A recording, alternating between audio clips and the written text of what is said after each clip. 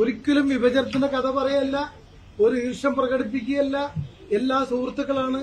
എല്ലാ മതസ്ഥാപനങ്ങളും പരസ്പരം ഒരുമിച്ച് മുന്നോട്ട് പോകുന്ന പലയിടങ്ങളുമുണ്ട്. സെക്കുലറിസം എന്നൊരു കൺസെപ്റ്റ് പോലും പരസ്പരം ബഹുമാനിച്ച് അങ്ങോട്ടും ഇങ്ങോട്ടും ബഹുമാനിക്കുക തന്നെയാണ്. പക്ഷേ എന്ന് പറഞ്ഞാൽ ഒരു മതസ്ഥാപനമായി അംഗീകരിക്കപ്പെട്ട അതിന്റെ സൂപ്പർവൈസറി ബോഡിയായി പ്രവർത്തിക്കുന്ന ആ സ്ഥാപനത്തിന്റെ ബോർഡുകളിലേക്ക് മറ്റ് ആൾക്കാരെ, അതായത് ഇതര നോൺ ആക്ടിൽ പറയുന്ന മുസ്ലിം റെപ്രസെന്റേഷന് പകരം നോൺ മുസ്ലിം എന്ന വ്യവസ്ഥ കൊണ്ടുവരുമ്പോൾ അതും കൂടി മറുപടി പറയേണ്ടതുണ്ട്. എന്ത് സാഹചര്യമാണ് നിലനിന്നത്? ഏതെങ്കിലും മതത്തിനെതിരായി എന്തെങ്കിലും ഒരു തീരുമാനം ഏതെങ്കിലും ബോർഡ് എടുത്തിട്ടുണ്ടെങ്കിൽ അത് പറയട്ടെ. അതുകൊണ്ട് സാഹചര്യമുണ്ടായി പറയട്ടെ. ഈ ബോർഡ് എന്ന് പറയുന്നത് സിറ്റിംഗ് ചെയ്യുന്നത് ഒക്കെ തന്നെ ഒരു പ്രത്യേക ഒരു കമ്മ്യൂണിറ്റിയുടെ വിഷയങ്ങൾ ചർച്ച ചെയ്യുന്നതാണ്. മുത്തവല്ലി, മാനേജ്മെന്റ് ഇഷ്യൂസ്, തെരഞ്ഞെടുപ്പ്, ഓഡിറ്റിംഗ്, അതേപോലെ തന്നെ ഒരു വിവിധ സംഘടനകളുടെ വിവിധ സ്കൂൾ ഓഫ് തോട്ട് എന്ന് പറയുന്ന പോലെ പല പല ആൾക്ക് ഇപ്പൊ ഷിയാ വഖഫുണ്ട്, സുന്നി വഖഫുണ്ട്, അതുപോലെ തന്നെ സംഘടനകളുടെ ട്രസ്റ്റുകളുണ്ട്. ഇതൊക്കെ തന്നെ കീറിമുറിച്ച് പരിശോധിക്കുന്ന വലിയ ശ്രമകരമായ ആക്ടിവിറ്റിയാണ് വഖഫ് ബോർഡ് നടത്തുന്നത്. ഈ ആക്ടിവിറ്റി നടത്തുന്ന എക്സ്പെർട്ടൈസ് എന്ന് പറയുന്ന ആരാണ്? മുസ്ലിം റെപ്രസെന്റേഷൻ ആണ് എന്നാണ് ആക്ട് പറയുന്നത്. ആ എക്സ്പെർട്ടൈസ് ബോഡിയെ എന്തിനെ തകരാറാക്കിക്കൊണ്ട് മറ്റൊരു വിധത്തിൽ കാണുന്നു? ഇവിടെ രണ്ട് MLA മാരുണ്ട്, MP ഉണ്ട്, ഒരു പ്രൊഫസറുണ്ട്, മുത്തവല്ലി പ്രതിനിധിമാരുണ്ട്, ബാർ കൌൺസിലിന്റെ വൈസ് ചെയർമാൻ ഇരിക്കുന്നു, അതുപോലെ തന്നെ ഗവൺമെന്റ് സെക്രട്ടറി ഇരിക്കുന്നു, ലോക്കൽ സെൽഫ് ബോഡിയിലെ പ്രതിനിധികൾ ഇരിക്കുന്നുണ്ട്, CEO ഇരിക്കുന്നുണ്ട്. ഇവരെല്ലാരും തന്നെ വിഷയത്തിൽ വളരെയധികം ജനാധിപത്യപരമായി ജസ്റ്റിസ് ഓറിയന്റഡ് ആയിട്ട് കാര്യം തീരുമാനിക്കുന്നത്. ഇവിടെ ഇതൊരു കോടതിയാണ്, ഈ ഡയസ് ഒരു കോർട്ടാണ്. ഇതേ രൂപത്തിൽ 5 കോടതികൾ വഖഫ് ബോർഡിനുണ്ട്, കേരള വഖഫ് ബോർഡിന്. ഈ രൂപത്തിൽ ഒരു ക്വാസി ജുഡീഷ്യൽ ഫംഗ്ഷൻ വരുമ്പോൾ ഇവിടെ ആർക്കും ഏത് വക്കീലിനും അപ്പിയർ ചെയ്യാം, ഏത് കേസും പ്രസന്റ് ചെയ്യാം. ഇതിനടി കൃത്യമായി വിധി കൊടുക്കും. നിങ്ങൾക്ക് തോന്നുന്നുണ്ടോ ഒരു വിധി എന്തെങ്കിലും ഒരു ബയാസ്ഡ് ആയിട്ട് വിധി കൊടുത്താൽ ആ വിധി പോരെ വഖഫ് ബോർഡിന് കളങ്കമുണ്ടാവാൻ? അതുകൊണ്ട് തന്നെ കൃത്യമായി ആരും ചെയ്യുന്നതിൽ വൃത്തിയായിക്കൊണ്ട് വഖഫ് ബോർഡ് കൃത്യമായി വിധി പ്രസ്താവിച്ചുകൊണ്ടാണ് തീരുമാനം എടുക്കുന്നത്. ആ വിധിയെ ചാലഞ്ച് ചെയ്യാം വഖഫ് ട്രിബ്യൂണലിൽ. വഖഫ് ട്രിബ്യൂണൽ ചാലഞ്ച് ചെയ്യുമ്പോൾ അനാവശ്യമായുള്ള വ്യവഹാരങ്ങൾ ഒരു അന്തിമ തീർപ്പ് കൽപ്പിക്കുന്നതിന് വേണ്ടി അത് ചാലഞ്ച് ചെയ്യാം, എല്ലായിടത്തും ചാലഞ്ച് ചെയ്യാം. പക്ഷെ ചില വിഷയങ്ങളിൽ ട്രിബ്യൂണലിന് അന്തിമ വിധി എന്ന് പറഞ്ഞാൽ കുറെ കൊല്ലങ്ങൾ ലാഭിക്കാൻ പറ്റും. മറ്റു ഗ്രേവ് ആയിട്ടുള്ള വിഷയങ്ങളാണെങ്കിൽ സുപ്രീം കോടതി വരെ പോവാം. ഹൈക്കോടതിക്ക് റൂൾ ഇത് പ്രകാരം തന്നെ CRP ഫയൽ ചെയ്യാം. അപ്പീലിന് പകരം സിവിൽ റിവിഷൻ ഫയൽ ചെയ്യാം നിലവിൽ. അതുപോലെ തന്നെ 226 ഉപയോഗിച്ചുകൊണ്ട് എന്തെങ്കിലും ഇംപ്രോപ്പറായിറ്റി ഉണ്ടെങ്കിൽ ആർട്ടിക്കിൾ 226 ഉപയോഗിച്ചുകൊണ്ട് റിട്ട് ഫയൽ ചെയ്യാം. ഏതെങ്കിലും നിങ്ങളെ കേരളത്തിന്റെ ചരിത്രത്തിൽ നിങ്ങൾ എടുത്തു നോക്കുക, കേരളത്തിലെ ഹൈക്കോടതി നീതിന്യായ വ്യവസ്ഥ ബോർഡിന്റെ ഏതെങ്കിലും ആക്ടിവിറ്റി ഈ രൂപത്തിൽ ഏതെങ്കിലും ഒരു മതത്തിന്റെ സ്വത്തോ ഏതെങ്കിലും അതിലെ മതവിഭാഗങ്ങളെ കടന്നുകയറ്റമോ എന്തെങ്കിലും റിപ്പോർട്ട് ചെയ്ത് നിങ്ങൾ അറിവിലുണ്ടോ? വസ്തു സംബന്ധമായ, മുത്തവല്ലി സംബന്ധമായ, മാനേജ്മെന്റ് സംബന്ധമായ തർക്കം അല്ലാതെ ഒരു കാര്യം ചെയ്തിട്ടില്ല എന്ന് അസർനിഗ്ധ പ്രഖ്യാപിക്കുന്നതിന് യാതൊരു മടിയുമില്ല. അഭിമാനമാണ് കേരള വഖഫ് ബോർഡിന് അത്തരം കാര്യങ്ങൾ പറയുന്നതിന് വേണ്ടി. പിന്നെ ഇത് വലിയ ലെങ്തി പ്രസ് കോൺഫറൻസ് ക്ഷമിക്കണം. രണ്ടാമത്, ഗവൺമെന്റ് പ്രോപ്പർട്ടി മറ്റു പ്രോപ്പർട്ടികളൊക്കെ തന്നെ വഖഫിന്റെ സ്വത്തിലുണ്ടെങ്കിൽ അത് ഒന്നും ചോദ്യം ചെയ്യാൻ പാടില്ല എന്നൊരു വ്യവസ്ഥ കൊടുത്തിട്ടുണ്ട്. എന്താ പ്രശ്നമെന്ന് വെച്ചാൽ ഒരു വസ്തു ഒരു സർക്കാരിന്റെ കയ്യിലോ ഏതെങ്കിലും സ്ഥാപനങ്ങളുടെ കയ്യിലോ ഒരു പഞ്ചായത്തിന്റെ കയ്യിലോ കൈവശത്തിലോ ഇരിക്കുന്ന വസ്തു വഖഫ് ചെയ്യാൻ പാടില്ല. എനിക്ക് എന്റേതല്ലാത്തൊരു വസ്തു വഖഫ് ചെയ്യാൻ പാടില്ല. എന്റെ അയൽക്കാരന്റെ സർവേ നമ്പർ കാണിച്ചിട്ട് എനിക്ക് ഇതര മതസ്ഥന്റെ അല്ലെങ്കിൽ ഏതെങ്കിലും പഞ്ചായത്തിൽ ഇരിക്കുന്ന വസ്തു വഖഫ് ചെയ്യാൻ പാടില്ല. വഖഫ് എന്ന് പറയുന്നത് ടൈറ്റിൽ ഉണ്ടായിരിക്കണം, ഓണർഷിപ്പ് ഉണ്ടായിരിക്കണം. കാരണം ഓണർഷിപ്പാണ് ആർക്ക് ട്രാൻസ്ഫർ ചെയ്യുന്നത്? ദൈവത്തിലേക്ക്. ഈ ഓണർഷിപ്പ് പൊസഷൻ ആയിരിക്കണം. കൈവശവും ഓണർഷിപ്പും ഉള്ളതാണ് കൈമാറുന്നത്. അപ്പൊ ഏതെങ്കിലും ഗവൺമെന്റ് പ്രോപ്പർട്ടിയോ വേറെ അന്യ വ്യക്തിയുടെ കയ്യിൽ, അന്യ സ്ഥാപനത്തിന്റെ കയ്യിലെ പ്രോപ്പർട്ടിയോ വഖഫ് ചെയ്യാൻ പാടില്ലല്ലോ. അത്തരം വഖഫുകൾ വഖഫ് ബോർഡിന് മുമ്പാകെ വന്നാൽ ആ വഖഫ് പ്രൈമ ഫേസി നോട്ട് എ വഖഫ് എന്നാണ് ഞങ്ങൾ കണ്ടെത്തുക. എന്നല്ലാതെ അത് വഖഫാണെന്ന് പ്രഖ്യാപിച്ചു എന്നതിന് പിന്നാലെ പോയിട്ട് മനുഷ്യന്മാരെ ബുദ്ധിമുട്ടിക്കുകയല്ല ചെയ്യുന്നത്. അത്തരത്തിലുള്ള തെറ്റായ വഖഫുകളെ നോട്ട് എ വഖഫ് എന്ന് വിധി പ്രസ്താവിക്കുന്ന സ്ഥാപനമാണ് സംസ്ഥാന വഖഫ് ബോർഡുകൾ. ഒരു അന്യ വ്യക്തിയുടെ കയ്യിൽ ഒരിക്കലും വഖഫ് ചെയ്യാൻ പാടില്ല. ആ തർക്കത്തിലേക്ക് നമ്മൾ കടന്ന് പരിശോധിച്ചാൽ കാണാൻ കഴിയും, വഖഫ് ചെയ്തതിന് ശേഷം വഖഫ് ചെയ്ത വസ്തുവിൽ അന്യാധീനപ്പെടുത്തുന്ന സ്വഭാവങ്ങൾ ഉണ്ടായിട്ടുണ്ട്. വഖഫ് ചെയ്യുന്ന വസ്തുവിൽ കടന്നു കയറ്റം ഉണ്ടായിട്ടുണ്ട്. ആ കടന്നു കയറിയവരുടെ കാലങ്ങളായിട്ടുള്ള കടന്നു കയറ്റത്തിന്റെ പഴക്കമാണ് വഖഫ് സ്വത്തുക്കളൊക്കെ തന്നെ വഖഫ് ബോർഡ് നോട്ടീസ് അയക്കുന്നു പറയും. വഖഫ് ബോർഡ് ചെയ്യുന്നത് എന്താ? ഒറിജിനൽ ഡോക്യുമെന്റ് നോക്കിക്കൊണ്ട് ഒറിജിനൽ ഡോക്യുമെന്റ് സമയത്ത് ആരാണ് കൈവശക്കാർ അവർ പരിശോധിക്കുക. അപ്പൊ അതും ചെയ്യുന്നത് എന്താ? ആദ്യം വഖഫായാൽ മാത്രമേ പിന്നീടുള്ള കാര്യം ചോദ്യം ചെയ്യുള്ളൂ. എന്ന് പറഞ്ഞാൽ നിലവിൽ അന്യ കൈവശത്തിലുള്ള വസ്തുക്കൾ അല്ലെങ്കിൽ ഒരു മൈനറുടെ കയ്യിലുള്ള വസ്തു, ഒരു സ്ഥാപനത്തിനുള്ള വസ്തു കൈമാറി കൊടുക്കാൻ പാടില്ല. അങ്ങനെ ഒരു വസ്തു വഖഫ് ചെയ്തുകൊണ്ട് രേഖ വഖഫ് ബോർഡിന് കമ്മ്യൂണിക്കേറ്റ് ചെയ്യുകയാണെങ്കിൽ വഖഫ് ബോർഡ് കൃത്യമായി എൻക്വയറി നടത്തിക്കൊണ്ട് പറയും ഇത് പറ്റത്തില്ല. കയ്യേറ്റം ഒഴിപ്പിക്കാനാണെങ്കിൽ അത് അധികാരം വേണമല്ലോ.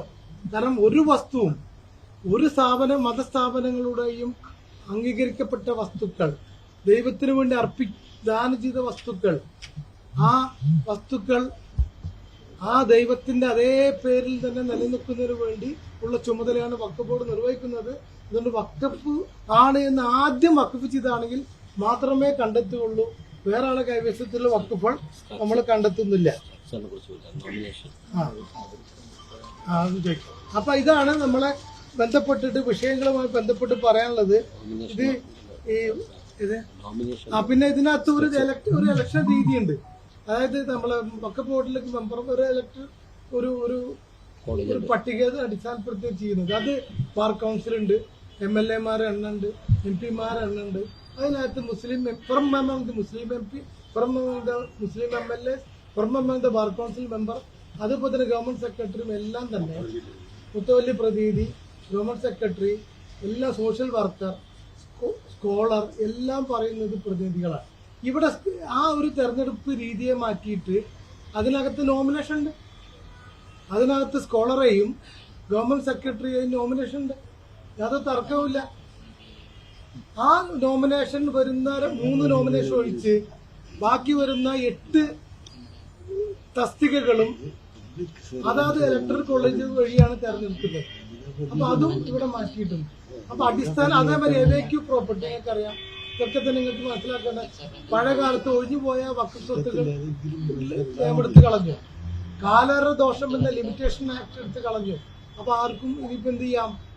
അന്യ കൈവശമുള്ള ആർക്കും തന്നെ കാലഹരണത്തിന്റെ പഴക്കം ചെന്ന് തന്റെ കുറ്റത്തിനെ കാലപ്പഴക്കത്തിന്റെ പേര് പറഞ്ഞ് വഖഫ് സ്വത്ത് തട്ടിയെടുക്കാനുള്ള അവകാശം ആ കാലഹരണ ദോഷം ലിമിറ്റേഷൻ ആക്ട് നീക്കം ചെയ്തതിൽ സംഭവിക്കാൻ പോവാണ്. ഇങ്ങനെ സ്റ്റേറ്റിന്റെ അധികാരങ്ങൾ കൈകടത്തുകയാണ്. കോപ്പറേറ്റീവ് ഫെഡറലിസത്തിന് കൈകടത്തുകയാണ്.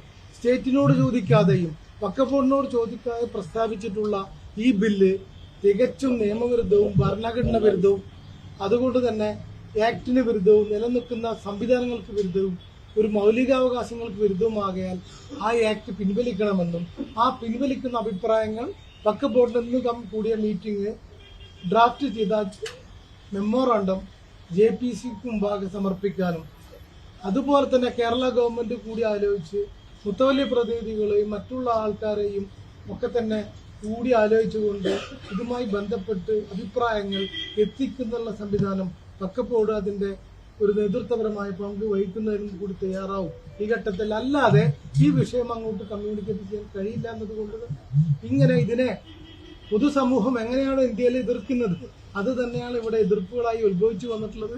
അതുകൊണ്ട് ഈ നിയമനിർമ്മാണ ചരിത്രം മറന്നുകൊണ്ട് നിയമനിർമ്മാണ പ്രക്രിയ മറന്നുകൊണ്ടുള്ള ഈ ബില്ല് പിൻവലിക്കണം എന്ന് അപേക്ഷിക്കുന്നു. ചോദിക്കാം. ഇതിനകത്ത് വഖഫ് ബോർഡിന്റെ ആക്ടിനെ ഒരു സുപ്രഭാതത്തിൽ ഭേദഗതി ചെയ്യാൻ വരുമ്പോ എന്താണ് അതിന്റെ പിന്നിൽ ഒരു ഗൂഢലക്ഷ്യം ഉണ്ടായിരുന്നു. ധൃതി പിടിച്ച് ചെയ്യുന്നത് എപ്പോഴും സംശയത്തിന്റെ അതീതമല്ല. അത് സംശയിക്കുന്നത് തന്നെയാണ്. കാരണം സ്റ്റാറ്റ്യൂട്ടറി ബോഡി എന്നുള്ള നമ്മളെ സംബന്ധിച്ചോളം നമ്മൾ ഉപയോഗിക്കേണ്ട വാക്കുകളും പദങ്ങളും എന്ന് പറഞ്ഞ് ധൃതി പിടിച്ച് ഇതിനകത്ത് കൊണ്ടുപോകുകയും നിലവിലുള്ള സംവിധാനങ്ങളെ ഇല്ലാതാക്കുകയും ചെയ്യുന്നതിന് എന്താണ് അതിന്റെ പദം? അത് അട്ടിമറിക്കുന്നു എന്നതിന്റെ മലയാള കൃത്യമായ അർത്ഥം. അത് ക്യാപ്സൈസ്, ഈ അട്ടിമറിക്കുന്നതിന്റെ ഇംഗ്ലീഷ് പദം തന്നെ ക്യാപ്സൈസ് ചെയ്യാതെ അതിനെ വളരെ ഘടനയെ മൊത്തം മാറ്റുന്നത് കൊണ്ട് തന്നെ ആ ലക്ഷ്യം ഗൂഢമാണ്. അതുകൊണ്ട് ആ അഭിപ്രായം തന്നെയാണ് ഞങ്ങൾ എഴുതി കൊടുക്കുന്നത്. ഈ വഖഫ് ബോർഡിന് ഈ സംവിധാനങ്ങൾ ഉണ്ടെന്ന് പറയുമ്പോഴും നൂറുകണക്കിന് പരാതികളാണ് ഈ ഭൂമികൾ അന്യാധീനപ്പെടുന്നതായി സർക്കാരിന് ലഭിച്ചതെന്നാണ് പാർലമെന്റിൽ തന്നെ അറിയിച്ചത്. അതൊരു വസ്തുതയല്ലേ? പൂർണ്ണമായും കൈവത്ത പോലത്തെ വഖഫ് സ്വത്ത്, വഖഫ് സ്വത്തിലുമായി ബന്ധപ്പെട്ടിട്ട് വഖഫ് സ്വത്ത് അതാത് കാലഘട്ടങ്ങളിൽ സർവേ നടത്തുകയും വഖഫ് ബോർഡ് പരമാവധി നോട്ടീസ് അയക്കുകയും ചെയ്യുന്ന സംവിധാനത്തിലൂടെ അന്വേഷിച്ച് കണ്ടെത്തുന്ന പ്രവണതയുണ്ട്. തിരിച്ചു പിടിക്കാനുള്ള നടപടികളും നമ്മൾ സ്വീകരിച്ചിട്ടുണ്ട്. ഇനി അന്യാധീനപ്പെട്ട വസ്തുക്കളെ സംബന്ധിച്ച് എത്ര വിവരങ്ങൾ നമ്മൾ 100% നമുക്ക് കിട്ടിയുള്ള പെറ്റീഷൻസ് മുഴുവൻ നമ്മളെ കയ്യിൽ പെൻഡിംഗ് ആണ്. എത്ര മാറ്റർ ഉണ്ടാവും? 1000-ഓളം മാറ്റർ ഇപ്പൊ നമ്മളെ കയ്യിൽ പെൻഡിംഗ് ആണ്. തിരിച്ചു പിടിക്കാൻ ആ 1000-ഓളം മാറ്ററിനെ ചിലപ്പോൾ എന്ത് ചെയ്യും, സംഭവിക്കും, ദോഷം ചെയ്യും. അല്ലേ? നമ്മൾ പറഞ്ഞു വരുന്നതാണ് നിലവിലുള്ള ഒഴിപ്പിക്കൽ നടപടിയെ പോലും ഒരു പക്ഷേ തടസ്സം വരുന്ന രൂപത്തിലേക്ക് തടയപ്പെടുന്ന രൂപത്തിലേക്ക്. അപ്പൊ അതുകൊണ്ട് ഇവിടെയുള്ള പരാതികളെ തന്നെ ഒരു സംവിധാനത്തിലൂടെ പരിഹരിക്കപ്പെടുമ്പോൾ ആ പരാതി എല്ലാം തന്നെ കൈമാറിക്കൊണ്ട് ഒരു കളക്ടർ ഒരു ബെഞ്ചിലേക്ക് വന്നാൽ പരാതി പരിഹരിക്കപ്പെടും. അപ്പൊ ഏറ്റവും നല്ല ലാർജർ ബോഡി അല്ലേ? ലാർജർ ബോഡിയാണെന്നല്ലേ? അത് ഇതിനകത്ത് എന്താ പറയുക, പെൻഡൻസിയുടെ സ്വഭാവം എന്ന് പറഞ്ഞാൽ ഏത് കേസ് ഫയൽ ചെയ്യുമ്പോഴും അതിനെതിരെ ഒരു ഇന്ററിം അപേക്ഷ നൽകും. ഈ ഇന്ററിം അപേക്ഷ പരിഗണിക്കുന്ന സമയത്ത് അതിനെ സംബന്ധിച്ച് തർക്കങ്ങളിൽ പോയി എന്ത് ചെയ്യും, മുകളിലുള്ള ജുഡീഷ്യൽ സംവിധാനങ്ങളിലേക്ക് പോകും. അതിന്റെ ഉത്തരവിനനുസരിച്ച് തിരിച്ചു വരും. കൂടുതൽ കക്ഷികൾ കക്ഷി ചേരും. പല കമ്മിറ്റികൾ മാറി വരുന്നു. സ്വാഭാവികമായും ഈ ഞങ്ങളൊക്കെ തന്നെ എല്ലാ സ്ഥലത്തും സിറ്റിംഗ് നടത്തിക്കൊണ്ട് വളരെ കൃത്യമായി മുന്നോട്ട് കൊണ്ടാണ്. ഞങ്ങൾ ഡാറ്റാ ബേസ് ഡിസ്പോസൽ കേസുകൾ ഒക്കെ തന്നെ സൈറ്റിൽ ലഭ്യമാണ്. ഇത് നമുക്കൊരു മോഡേണൈസേഷൻ വേണ്ടി അമെന്റ്മെന്റ് കുഴപ്പമില്ല. നമുക്ക് എക്സ്പെഡേറ്റ് ചെയ്യാൻ വേണ്ടിയിട്ടുള്ള ഒരു സംവിധാനം, അതിന്റെ എന്തെങ്കിലും ഒരു മോഡേൺ തിയറി ഒരു നമുക്ക് തരാൻ തർക്കമില്ല. അതിനുവേണ്ടി ഭേദഗതി ആവാം. ഒരു സംവിധാനം മെച്ചപ്പെടുത്തുന്നതിനും ബോർഡിനെ ശക്തീകരിക്കുന്നതിനും വേണ്ടിയും ഭേദഗതി ആവാം. ഒരു ഡിജിറ്റൽ യുഗമാണ്. നല്ല സംവിധാനം ഇല്ലാതാക്കിയിട്ട് കാര്യമില്ല. നല്ല സംവിധാനം ഇല്ലാതാക്കി വേറെ സംവിധാനം വരുന്നതിന് പകരം ഈ സംവിധാനം മെച്ചപ്പെടുത്താനുള്ള ടെക്നോളജിക്കൽ അഡ്വാൻസ്ഡ് കാലഘട്ടത്തിൽ നല്ല നിർദ്ദേശങ്ങളാണ് വരേണ്ടത്. ഇവിടെ നമ്മൾ പെൻഡൻസി ഒന്നും തന്നെ നമ്മൾ കയ്യിൽ വെച്ച് ആക്ഷനായിട്ട് മുന്നോട്ട് പോകാത്ത യാതൊരു സംവിധാനങ്ങളും ഇല്ല. ഇവിടെ നമ്മൾ ആരും തന്നെ ആർക്കും അകവഴിഞ്ഞ ഒരു സഹായം ചെയ്തു കൊടുക്കുന്നില്ല. കൊടുത്തെങ്കിൽ തന്നെ നേരത്തെ പറഞ്ഞ പോലെ ജുഡീഷ്യൽ സംവിധാനത്തിന്റെ സ്ക്രൂട്ടണിക്ക് വിധേയമാണ്. അതിനകത്ത് ഇപ്പൊ ബില്ല് സ്റ്റേജിൽ പറ്റില്ലല്ലോ. പാർലമെന്റിലെ ഒരു ബിസിനസ്സിലുള്ള പെൻഡിങ് ബില്ല് സ്റ്റേജിനെ ആ ബില്ലിലേക്കുള്ള അഭിപ്രായങ്ങൾ എത്തിച്ചു കൊടുക്കുന്നതാണ് ഒരു ബില്ലിന്റെ ഡിസ്കഷൻ സ്റ്റേജ്. ആ ഡിസ്കഷൻ സ്റ്റേജിൽ നിന്ന് ഇവിടേക്ക് എത്തിച്ചു കൊടുക്കും. ഓൾ ഓഫ് എ സഡൻ അന്ന് വന്നെങ്കിലും അന്നത്തെ ഡിമാൻഡ് പ്രകാരം JPC കിട്ടു. JPC വളരെ വൈഡൻ ചെയ്തുകൊണ്ട് JPC എന്ത് ചെയ്യണം വെച്ചാൽ മൊത്തം കാര്യങ്ങൾ പഠിക്കുന്ന രൂപത്തിലുള്ള വലിയ തോതിലുള്ള ഒരു സംവിധാനം ഉണ്ടാക്കേണ്ടതുണ്ട്. ഉപകരിക്കട്ടെ, കവറേജ് ചെയ്യട്ടെ. പാർലമെന്റ്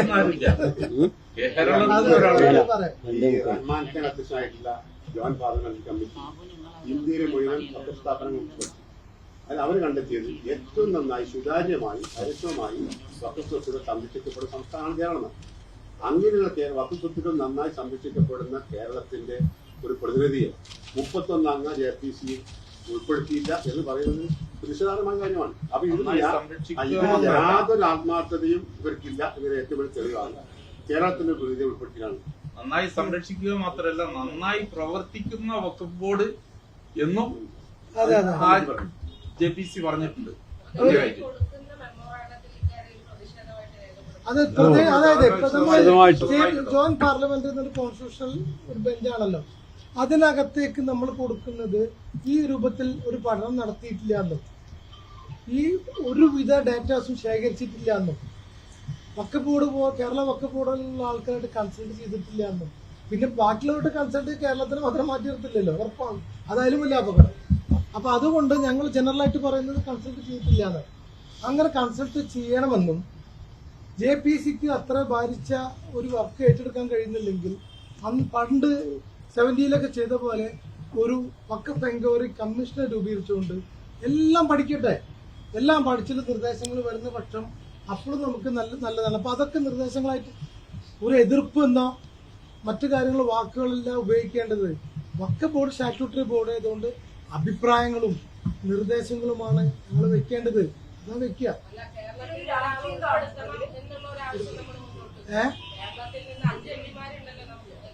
അത് പാർലമെന്ററി ബിസിനസ്സാണ്. അത് വഖഫ് ബോർഡല്ല ഡിമാൻഡ് ചെയ്യേണ്ടത്.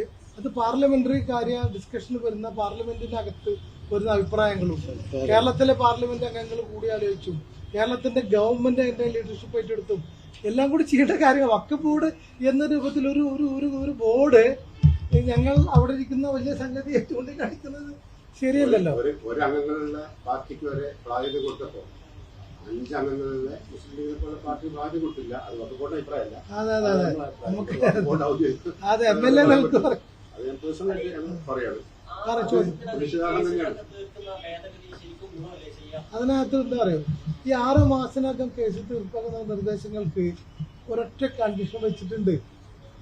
അത് കൃത്യമായി തീർപ്പാക്കാൻ കഴിയുന്നവെന്ന് പറഞ്ഞിട്ടുള്ളൂ. അത് ഹൈക്കോടതിക്കായിക്കോട്ടെ മറ്റു കോടതികൾക്കായിക്കോട്ടെ എന്ന് പറഞ്ഞാൽ അത് സമയം ദൈർഘ്യമുള്ള കേസാണെന്ന് ട്രിബ്യൂണലിലെ ജഡ്ജി നീട്ടിക്കൊണ്ടുപോകാം. 6 മാസം നീട്ടാം. നിയമത്തിൽ സമ്മറി ട്രയൽ പ്രൊസീജിയർ ഉണ്ട്, അത് നടപ്പിലാവുന്നില്ല. അതെ, നമ്മൾ 6 മാസമൊന്നും നമുക്ക് തർക്കമില്ല. നമ്മൾ 6 മാസത്തെ പോയിന്റ് നമുക്ക് പറഞ്ഞിട്ടില്ല. നമ്മൾ പറയുന്നത് 6 മാസത്തെ പോയിന്റ് പോലെ ചെറിയ പോയിന്റുകളോ മറ്റു വിഷയങ്ങളോ കേരള വഖഫ് ബോർഡ് ഒബ്ജക്ഷൻ ആയിട്ട് പറഞ്ഞിട്ടില്ലല്ലോ. അതൊക്കെ നിലത്ത് മറ്റു നിർദ്ദേശങ്ങളോടൊക്കെ എടുക്കും. ബോർഡിന്റെ ഘടനയിൽ വന്ന വലിയ മാറ്റം അതിനോട് യോജിക്കുന്നു. 6 മാസത്തിനകം തീർപ്പാക്കാൻ ട്രിബ്യൂണലിന് കഴിയുമെങ്കിൽ ഏറ്റവും നല്ലത്. ട്രിബ്യൂണലിന് ഉത്തരവ് കിട്ടിക്കഴിഞ്ഞാൽ വളരെ നല്ലതാണ്. അതിനൊന്നും വിരോധമില്ല. നമ്മൾ ഈച്ച് ആൻഡ് എവരി കാര്യങ്ങളെ അനാവശ്യമായി എതിർക്കില്ല. ആവശ്യമായ സംഗതികള് അടിസ്ഥാനപരമായ വഖഫ് ബോർഡിന്റെ നിലനിൽപ്പുമായി ബന്ധപ്പെട്ട വിഷയങ്ങളിൽ ഒബ്ജക്ഷൻ ആയി പറയുന്നത്. ഒന്ന് ബോർഡിന്റെ കൺസെപ്റ്റ് തന്നെ ഇല്ലാതായി പോണ ഒരവസ്ഥ ഉണ്ട്.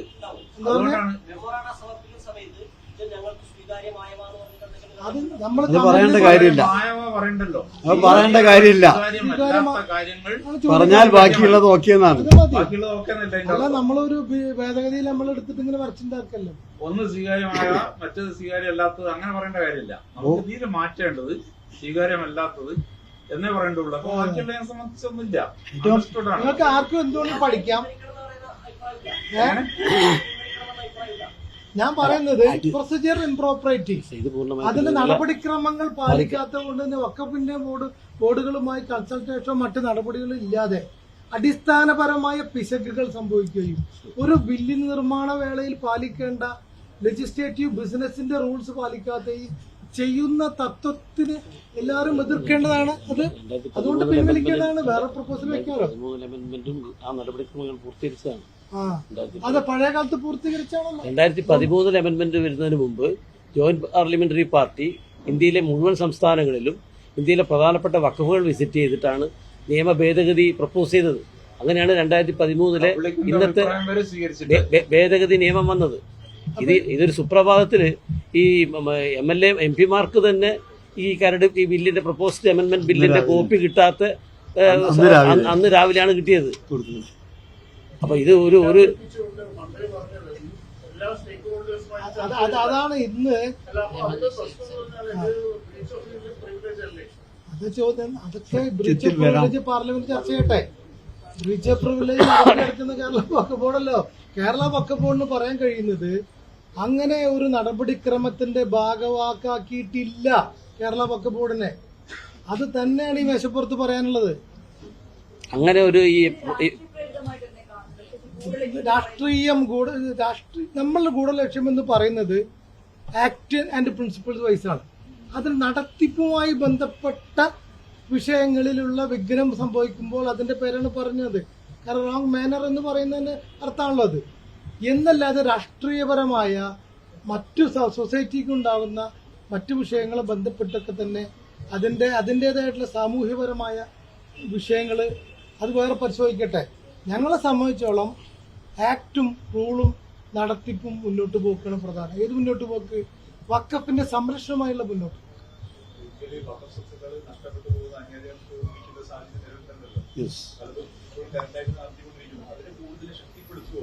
ഇല്ല, ഈ ഭേദഗതി ശക്തിപ്പെടുത്തില്ല എന്ന് പറയാൻ കാരണം നഷ്ടപ്പെടുത്താൻ ശക്തിപ്പെടുത്തും. അല്ലല്ല ഇഷ്ടപ്പെടാൻ അന്യായം ചെയ്യും.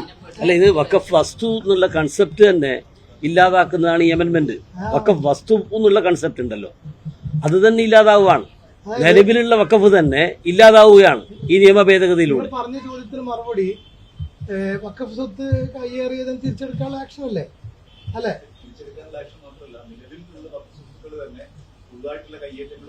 യെസ്, അതിന് കാരണം അതിനെ വലിയ തോതിൽ കാരണമാവും. അല്ല, അതിനെ പ്രോത്സാഹിപ്പിക്കുന്ന വലിയ തോതിൽ കാരണം എന്നറിയോ? അതിനകത്ത് ഇപ്പൊ നിലവിലുള്ള ആക്ട് ബലപ്പെടുത്തുന്നതാണ്. കാരണം എന്താ വെച്ചാൽ അതിനകത്ത് നടപടിക്രമങ്ങൾക്ക് കാലദൈർഘ്യം മാപ്പല്ല. പക്ഷെ നിലവിലുള്ള ആക്ടില്, പഴയ കാലത്തെ ആക്ടില് 12 വർഷമായിരുന്നത് 30 വർഷമായി വർദ്ധിപ്പിച്ചു. 30 വർഷം ചോദ്യം ചെയ്യുന്ന കാലഘട്ടത്തിനെ 30 വർഷമായി വർദ്ധിപ്പിച്ചത് പോലും അപര്യാപ്തമാണ് എന്ന് കണ്ടെത്തിനെ തുടർന്നാണ് 95 ആക്ടില് കാലഹരണം എന്ന് എടുത്തു കളഞ്ഞത്. വഖഫാണ് 100 വർഷം കഴിഞ്ഞാൽ നടപടി നടത്തുന്നതിനെ കാലകാരണ ദോഷ നിയമം ബാധിച്ചു കഴിഞ്ഞാൽ ശക്തിപ്പെടുത്തൂല്ലേ? ഇല്ലല്ലോ. കഴിഞ്ഞ വഖഫ് ആക്ടില് യൂസർ വഖഫ് എന്നൊരു ക്ലോസ് ഉണ്ടായിരുന്നു. ഒരു വഖഫ് ഡെഡിക്കേറ്റഡ് ഡോക്യുമെന്റ് ഉണ്ടാവില്ല. പാരമ്പര്യമായിട്ട് വർഷങ്ങളോളം വഖഫായിട്ട് യൂസ് ചെയ്യുന്നു, പള്ളിയായിട്ട് നിൽക്കുന്നു, അല്ലെങ്കിൽ അതുപോലെ മക്ബറായിട്ട് നിൽക്കുന്നു. ആ നിലക്കുള്ള വസ്തുക്കൾ യൂസർ വഖഫ് എന്ന പേരിൽ രജിസ്റ്റർ ചെയ്യാമായിരുന്നു. ആ ക്ലോസ് ഇപ്പോൾ എടുത്തു കളഞ്ഞു. സ്വാഭാവികമായിട്ടും ഡെഡിക്കേറ്റഡ് ഡോക്യുമെന്റ് ഇല്ലാത്ത വഖഫുകൾ വഖഫല്ല എന്ന വാദത്തിലേക്ക് വരാനും ചിലപ്പോ അന്നാരോ കൊടുത്തവരുടെ അനന്താരവകാശികൾ അത് ഓരിച്ചെടുക്കാനും ഇത് കാരണമാവും. ഓറൽ വഖഫ് പോലും ഓറൽ വഖഫ് എടുത്തു കളഞ്ഞു. ഓറൽ വഖഫ് ഇതിനകത്ത് ഇപ്പൊ ഈ നമ്മൾക്ക് അത് പറഞ്ഞുതരാം. നിങ്ങളിപ്പോ ആ കൺഫ്യൂഷൻ ക്ലിയർ ചെയ്ത് തരാം. ഈ ഓറൽ വഖഫും യൂസർ വഖഫ് എന്ന് പറയുന്നത് എന്താ വെച്ചാല്, നമ്മള് ഈ പഴയ കാലഘട്ടം മുതൽ എത്രയോ കാലങ്ങളായി ഇവാക്യൂ പ്രോപ്പർട്ടി ഉണ്ട്. ഒഴിപ്പിച്ച പഴയ കാലത്ത് നമ്മള് വിഭജന കാലത്ത് ഉപേക്ഷിച്ചു പോയ വഖഫ് വസ്തുക്കളുണ്ട്. അതുപോലെ തന്നെ പലവരും അത് വാക്കാല് കൊടുത്ത് രേഖകളും തെരഞ്ഞു കിട്ടാത്ത, ഒരു ടാക്സ് പോലും അടക്കാൻ പറ്റാത്ത, പക്ഷേ ഓരോരുത്തരും കണ്ടാൽ അതിനകത്ത് പള്ളികളും ഈ പറഞ്ഞ മറ്റേ മക്ബറകള്, അത് ഖബർസ്ഥാനുകള് ഒക്കെ ഉള്ളത് കണ്ടെത്താൻ പറ്റും. അങ്ങനെ ഉള്ളത് ഗവൺമെന്റ് മദ്രാസ് രജിസ്ട്രേഷൻ റൂള് പ്രകാരം അത്തരത്തിലുള്ള കൈവശ ഭൂമിയുടെ വില്ലേജ് ഓഫീസർ റിപ്പോർട്ട് അടിസ്ഥാനപ്പെടുത്തി അത്തരത്തിൽ ഉപയോഗിക്കുന്ന ഉപയോഗത്തിൽ കാഴ്ചയിലും വഖഫാൾ സ്വത്തുകൾ അംഗീകരിക്കാനുള്ള പ്രൊവിഷൻ ഉണ്ട്. അത് എടുത്തു കളഞ്ഞു. അപ്പൊ നഷ്ടപ്പെടല്ലേ? ചെയ്യുന്ന സമയത്ത് നമ്മൾ രജിസ്റ്റർ ചെയ്യുന്നു, ഞാൻ കൊടുക്കുകയാണെന്ന് പറയുമ്പോൾ ഭാവിയിൽ വരുന്ന നിയമപ്രശ്നങ്ങളെ ഇങ്ങനെ ഒരു രേഖാമൂലം എഴുതി കൊടുക്കുമ്പോൾ രേഖകൾ നമ്മളുണ്ടാകുമ്പോൾ ഭാവിയിൽ നിയമ നടപടിയിൽ ഉണ്ടാവാതിരിക്കാൻ ഉപയോഗിച്ചില്ല. ഇതിലിപ്പോ എന്താ അറിയോ, ഇന്ന് നടക്കുന്ന എല്ലാ വഖഫും ത്രൂ ഡോക്യുമെന്റ് മാത്രമേ നടക്കുന്നുള്ളൂ. ഓറൽ വഖഫൊന്നും ഇന്നില്ല. ഈ പറയപ്പെടുന്ന സംഭവങ്ങള് നൂറ്റാണ്ടുകൾക്ക് മുമ്പ് ഈ പ്രോപ്പർട്ടീന്റെ പ്രോപ്പർ ഡോക്യുമെന്റ് ഇല്ലാതെ അതിന്റെ കൈവശക്കാരനും അതിന്റെ ഉടമസ്ഥനായിട്ടുള്ള ആള് അത് വഖഫ് ചെയ്യാണ്.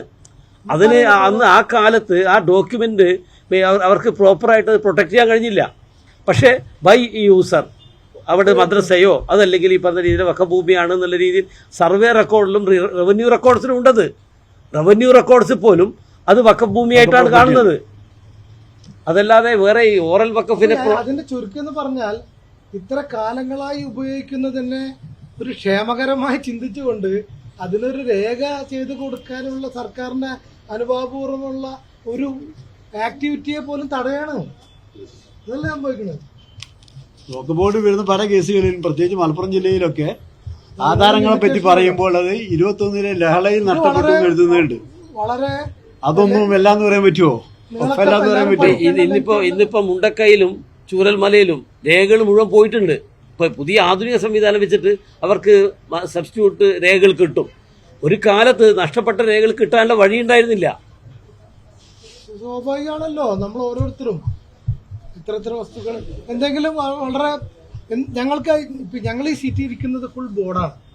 ഈ ഫുൾ ബോർഡിന്റെ എന്തെങ്കിലും ഇപ്പൊ MP ഒരു വക്കീൽ മെമ്പർ ഇല്ല എന്നുള്ളൂ, ബാക്കി എല്ലാവരും ഉണ്ട്. നിങ്ങൾക്ക് എന്തെങ്കിലും സംശയം ഉണ്ടെങ്കിൽ പറയുന്നത് ഒരു ഫുൾ ബോർഡിന്റെ ഒരു പ്രസ് റിലീസാണ്.